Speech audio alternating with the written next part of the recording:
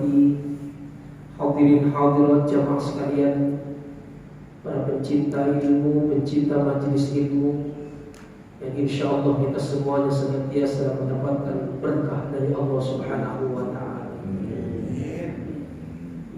Mengawali perjumpaan ini, marilah kita senantiasa bersyukur kehadiran Allah Subhanahu wa Ta'ala atas nikmat yang Allah berikan kepada kita sampai dengan sekarang ini, terutama nikmat iman, Islam, dan juga nikmat sehat walafiat. Nikmat kembali kita bisa memenuhi undangan Allah, melaksanakan ibadah subuh. Nikmat kembali kita bisa menikmati duduk di majelis ilmu ini. Mudah-mudahan seluruh amaliyah ibadah kita ini diterima oleh Allah Subhanahu wa Ta'ala. Salawat dan kirim salam marilah kita persembahkan kepada paduka alam baginda Nabi besar Muhammad sallallahu alaihi wasallam, juga kepada keluarga, para sahabat dan segenap pengikutnya hingga akhir zaman. Hadirin jamaah sekalian yang dirahmati Allah, terlebih dahulu mari kita bersama-sama membacakan Ummul Quran suratul Fatihah. Kita hadiahkan Fatihah ini yang pertama untuk orang tua kita atau keluarga kita yang telah lebih dahulu meninggalkan kita. Semoga mereka semuanya Allah ampuni segala dosa, Allah terima segala amal ibadah, dan Allah tempatkan mereka semua di surganya Allah Subhanahu wa Ta'ala. Dan Fatihah yang kita baca juga kita hadiahkan untuk orang tua kita yang sekarang masih hidup. Semoga Allah senantiasa memberikan kesehatan lahir batin, Allah memberikan keberkahan umur, keberkahan rezeki, dan juga keberkahan hidup, dan Allah bahagiakan orang tua kita dunia dan akhirat. Keluarga, saudara atau jamaah kita yang sekarang ini sedang diuji oleh Allah dengan sakitnya, semoga Allah memberikan kesembuhan dan Allah memberikan kesehatan yang sempurna. Bagi kita semuanya yang memiliki urusan, semoga Allah mudahkan segala urusan-urusan kita. Yang sedang dalam kesulitan, semoga Allah berikan jalan keluar dari setiap kesulitan-kesulitan. Yang memiliki hajat, baik hajat dunia maupun hajat akhirat, selama hajat ini baik dalam pandangan Allah, semoga dengan keberkahan Fatihah yang kita baca Allah kabulkan segala hajat-hajat kita.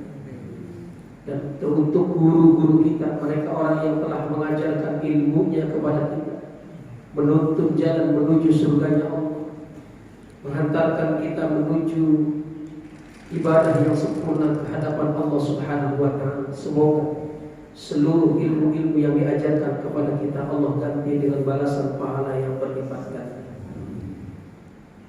Ala hadhihi niyyah wa ala kulli niyyatin salihah wa ila hadratin nabiyil mustafa Rasulillah sallallahu alaihi wasallam. Al-Fatihah. A'udzu billahi minasy syaithanir rajim. Bismillahirrahmanirrahim. Alhamdulillahi rabbil alamin. Ar-Rahmanir Rahim. Maliki yaumiddin. Iyyaka na'budu wa iyyaka nasta'in. Ihdinas siratal mustaqim. Siratal ladzina an'amta 'alaihim ghairil maghdubi 'alaihim waladdallin.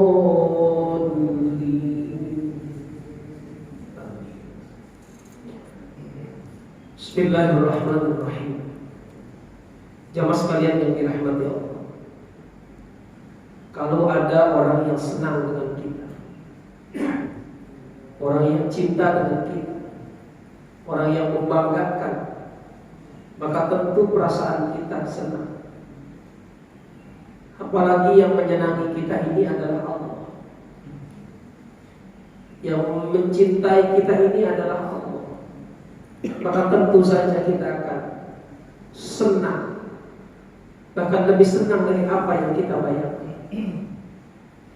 Nah jamaah sekalian, ternyata dari sekian banyak manusia, makhluk Allah yang ada di muka bumi ini, ada kelompok manusia yang memang Allah cintai. Allah banget dan sangat cintai kelompok ini. Hal ini diungkapkan oleh baginda Rasulullah SAW dalam sebuah hadis, sebagaimana yang diriwayatkan oleh Imam At-Tirmidzi yang bersumber dari Imam Abdullah bin Mas'ud.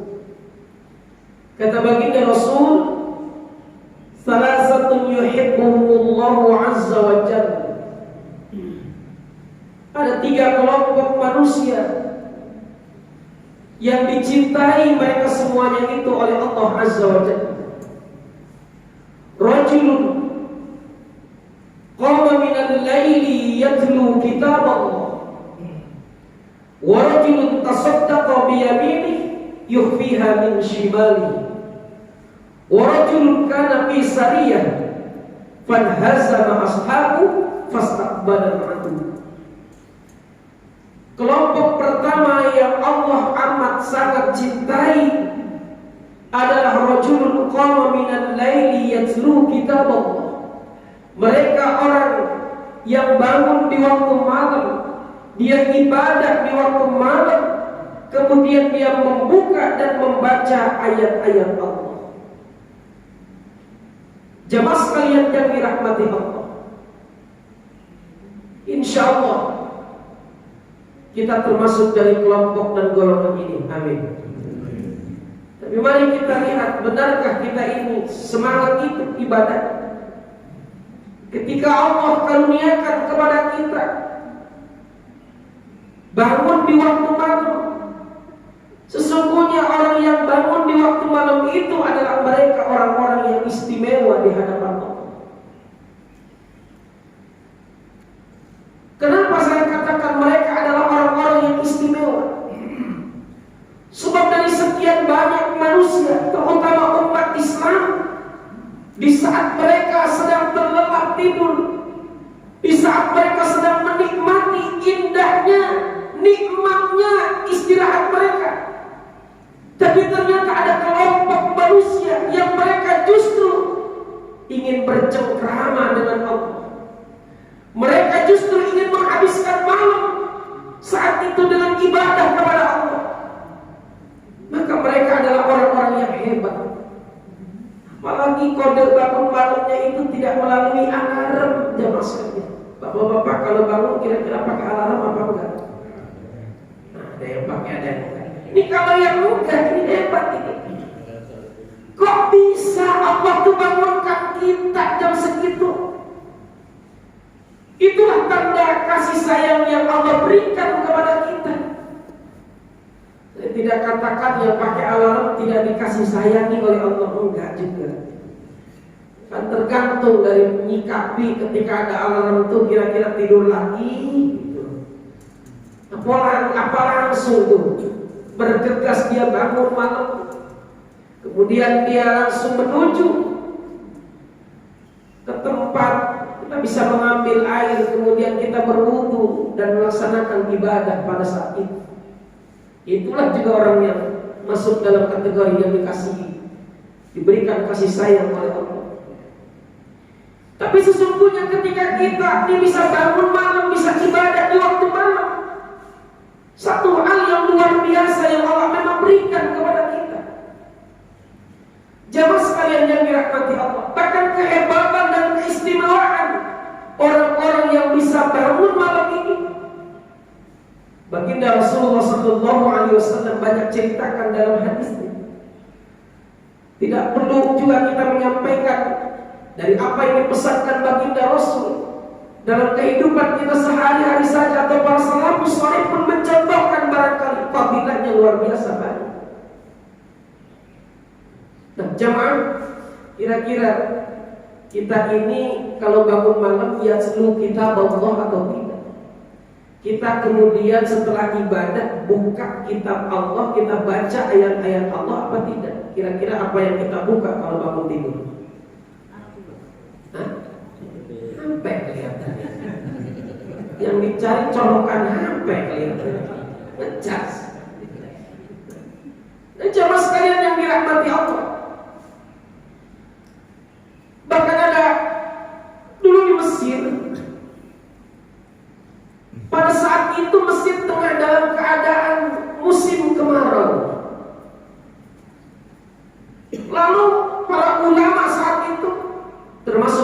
kali ada Sabit Al-Bunani, Malik bin Dinar, Asy-Syaikh Tani, dan seterusnya para ulama-ulama Mesir saat itu.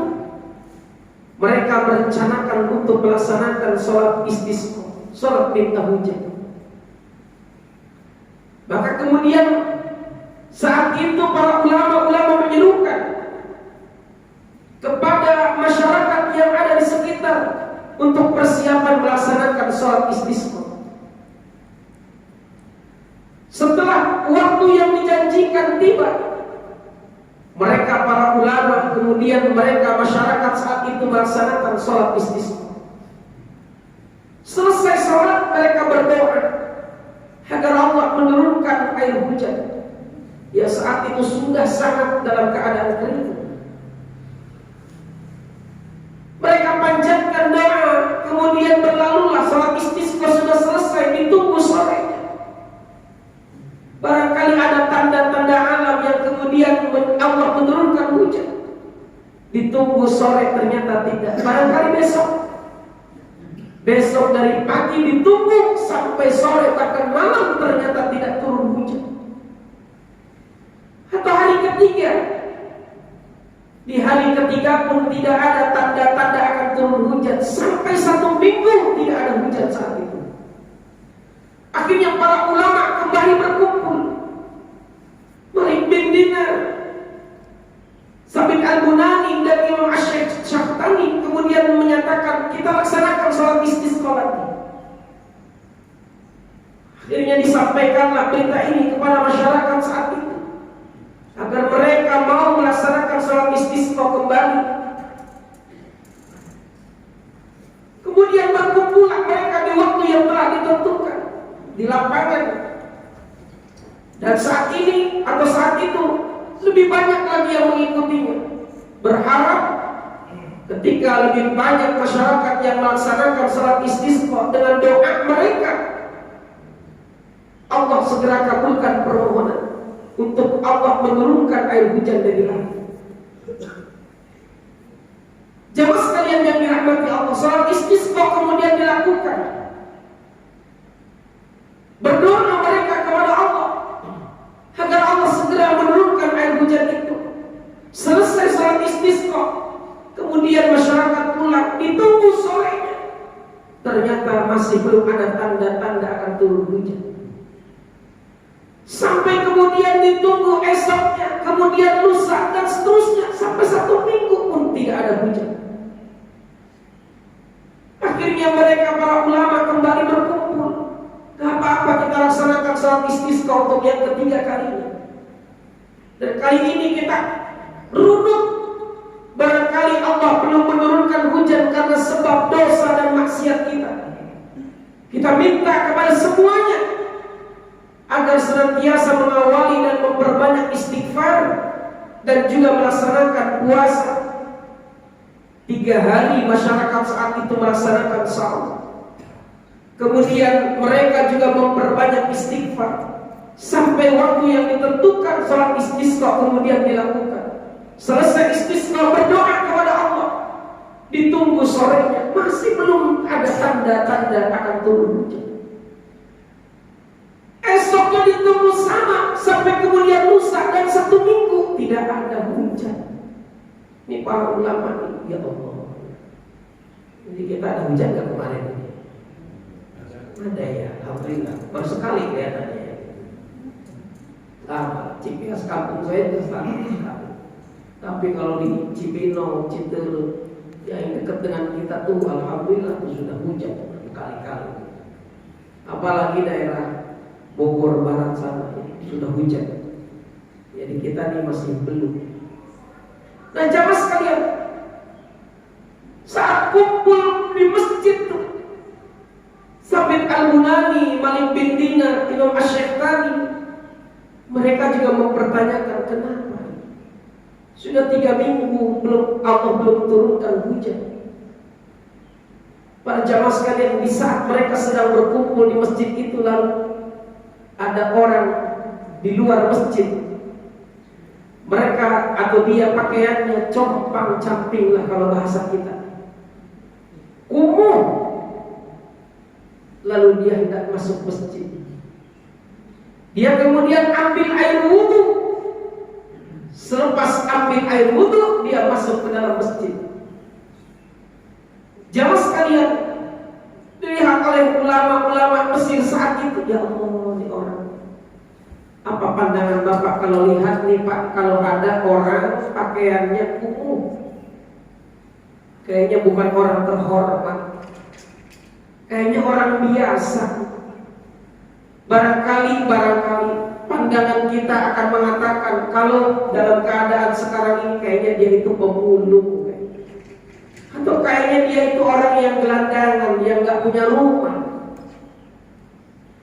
Jamaah sekalian, diperhatikan oleh para ulama itu, siapa nih orang ini? Gak biasa nih orang ini, kita kenal nih orang ini.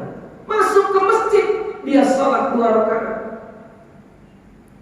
Selesai sholat, dia doanya kedengeran nih sama 3 orang ulama ini. Apa doa yang dipanjatkannya? Kasih tahu jangan ini. Ya takutnya gak mau gitu kan.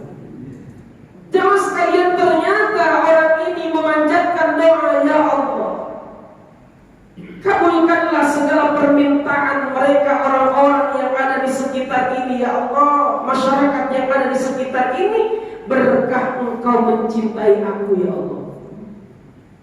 Doanya gitu kan. Kedengeran sama Malik bin Dinar. Jamaah sekalian yang dirahmati Allah, enggak lama kemudian dia berdoa, awan Pak itu bergerak. Di luar jadi gelap. Dan benar saja, pada saat itu langsung turun hujan. Langsung turun hujan. Ini ulama-ulama besar saat itu menjadi kaget ini dengan doanya orang ini. Sampai-sampai Malik bin Dinar ini penasaran dengan orang ini. Ini siapa nih orang? Pakaiannya biasa. Sampai kemudian orang tersebut keluar dari masjid. Rupanya Malik bin Dinar ini ngikutin orang itu. Ngikutin orang ini sampai kemudian orang itu keluar. Dia berjalan diikuti oleh Malik bin Dinar. Dia penasaran dengan orang itu. Sampai tibalah dia di satu tempat. Ada orang yang memiliki rumah yang sangat besar, dan dia masuk ke rumah itu. Oh, ini rumahnya besar.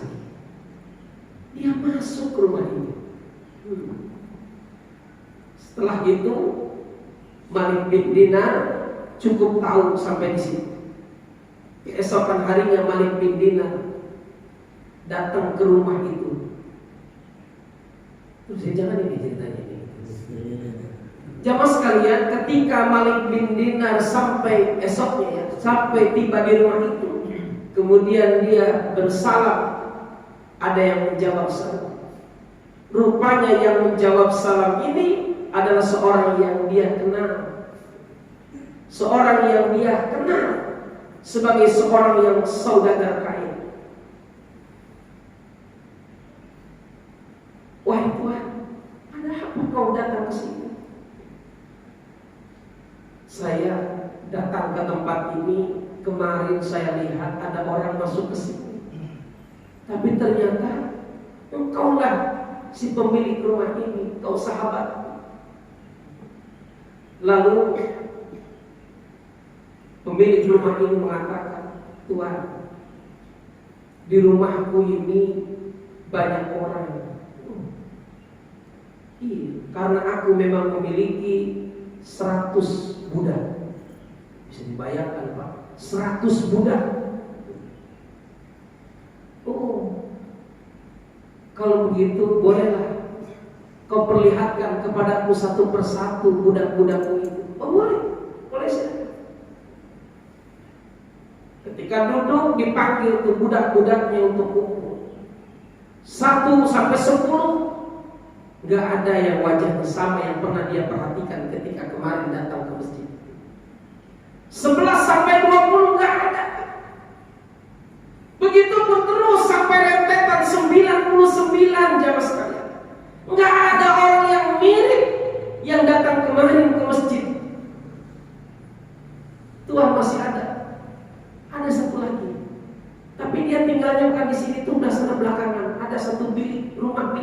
bahasa kita. Rumahnya nggak terlalu bagus, dia tinggal di situ. Oh, coba Tuhan, kalau Tuhan berkenan, panggil orang itu. Akhirnya dipanggil orang tersebut, datang tuh orang. Nah, pas benar tuh orang. Jamaah sekalian tuh orang, maaf. Kalau dari fisik tidak bermaksud ya. Bahasa kita saja hanya menjelekkan. Bahasa Allah tuh semua sempurna. Jadi Allah tuh ciptakan orang tuh gak ada yang jelek. Allah ciptakan ada orang cantik, ada orang yang kurang cantik. Itu aja betulnya. Ada orang yang ganteng, ada orang yang kurang ganteng. Ini maaf nih, orang ini kurang ganteng nih. Dilihat dari fisiknya, kulitnya hitam, pakaiannya juga compang-camping. Dia datang tuh. Ada apa Tuhan? Dia sampaikan ke majikannya. Ini ada yang manggil. Iya benar. Ya Tuhan, cukuplah saya melihat orang ini. Beres orang tersebut kemudian balik kembali ke rumahnya yang di sana di belakang. Wahai Tuhan, adakah Tuhan ingin menjual ini budak yang kau Tuhan miliki ini yang terakhir? Wah, pas kebenaran ini. Pas kebenaran. Maksudnya Tuhan, saya ini mau menjual tuh orang tuh yang itu tuh. Dia maaf nih, gak ada kerjanya. Disuruh rapiin rumah nih gak mau. Dia bukan gak mau, dia gak kerja. Kenapa? Karena waktunya habis. Dia bangun malam, dia ibadah. Dia siangnya puasa. Pagi sampai sorenya dia puasa. Kesempatan untuk kerjanya saya gak tega. Udah deh, kalau mau beli tuh budak saya jual saja. Pas kalau gitu ya, saya mau beli aja tuh orang. Berapa kau mau jual? Saya dulu beli 20 dinar. Ya susah begitu saya berjual. Boleh. Saya beli. Nah, jamaah sekalian yang dirahmati Allah, sampai kemudian Tuhan ini bertanya, si pemilik rumah ini, si pemilik budak-budak ini bertanya, Tuhan, kenapa Tuhan tidak membeli budak saya? Yang satu itu padahal dia kerjanya gak ada, habis waktunya sama ibadah. Karena itulah aku ingin membelinya Tuhan. Saya ingin membeli orang-orang yang rajin ibadah itu. Ya itu terserah kamu, silahkan. Akhirnya jamaah sekalian dibeli, kemudian budak itu dipanggil kembali, diajak pulang. Di tengah jalan, budak itu bertanya, wahai Tuhan, kenapa Tuhan mau membeli saya? Dalam pandangan Tuhan saya, majikan saya ini gak ada guna. Dari malam saya bangun, kemudian pagi, siang, sore saya tidak diminta apa-apa. Karena Tuhan saya melihat saya sedang dalam keadaan saum. Tuhan kenapa beli saya? Ketika Tuhan punya rumah, nanti saya pun tidak akan bekerja kepada Tuhan untuk membersihkan rumah Tuhan. Apa jawab Malik bin Dinar saat itu? Mas, kalau bahasa kita begitu, Mas, saya beli emas itu karena memang Mas cinta dengan Allah. Saya ingin di rumah saya itu ada orang yang mempengaruhi saya untuk ibadah lebih bersemangat. Sampai kemudian jamaah sekalian, budak ini tidak menyesal dibeli oleh seorang yang tepat. Dan budak ini masyhur namanya Maimun. Nah, Maimun seorang budak biasa, tapi doanya dikatakan oleh Malik bin Dinar sebagai seorang yang doanya diijabah oleh Allah. Budak, apa berkahnya ketika doanya diijabah oleh Allah? Berkah dari dia sering qiyamul lail, sering bangun di waktu malam. Tapi rutin banget tuh ibadahnya, puasanya juga rutin. Kalau kita gimana kira-kira ini? Kayaknya kalah kita sama budak ini. Maka jamaah sekalian yang dirahmati Allah, inilah salah satu keistimewaan orang yang gemar bangun di waktu malam, ibadah di waktu malam.